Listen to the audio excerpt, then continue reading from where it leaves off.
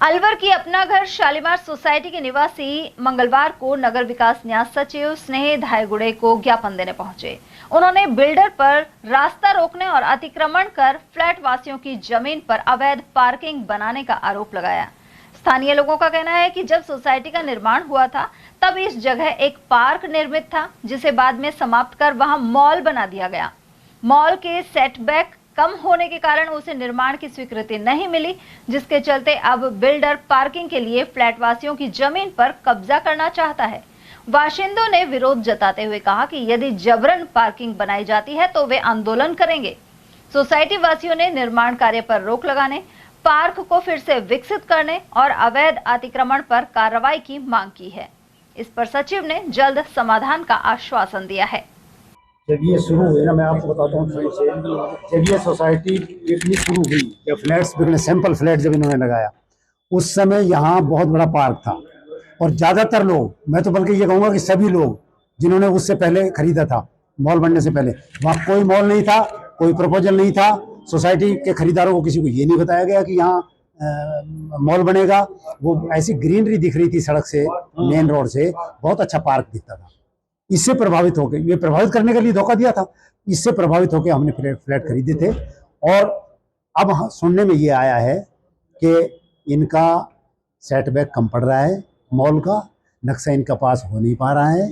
अब ये उसकी पूर्ति के लिए हमारे रास्ते पर अनावश्यक रूप से, अवैध रूप से कब्जा करना चाहते हैं और उसको मॉल में और उसको मॉल की भूमि में, उसको पार्किंग में दिखाना चाहते हैं। हमारी ये सोसाइटी यूआईटी के प्लान में वर्ष 2010 में यहाँ का लेआउट प्लान स्वीकृत हुआ और 2010 से लगभग 2012 तक शालीमार की ये पूरी सोसाइटी के जो आवासीय इकाइयाँ थी, फ्लैट थे, प्लॉट थे, विलास थे, सारे बिक चुके थे। तकरीबन 5000 की आबादी और 800 फ्लैट, प्लॉट, विलास के सहित हम लोग वहाँ पे निवास करते हैं। आए दिनों बिल्डर कोई ना कोई धोखाधड़ी हमारे साथ करता जा रहा है। अभी हमारे इस अंदर जाने को गेट नंबर, रास्ता नंबर 1 और रास्ता number 2 Alwar Bhiwadi mega highway road से 60-60 फीट चौड़े 2 रास्ते एंट्री करते। इन रास्तों के मध्य में ग्रीन पार्क है, ग्रीनरी है और ग्रीन के पीछे कॉमर्शियल की लैंडिंग की है। अब बिल्डर ने वो जो कॉमर्शियल लैंड है उसमें मॉल बना है, अर्बन स्क्वायर गैलेरिया।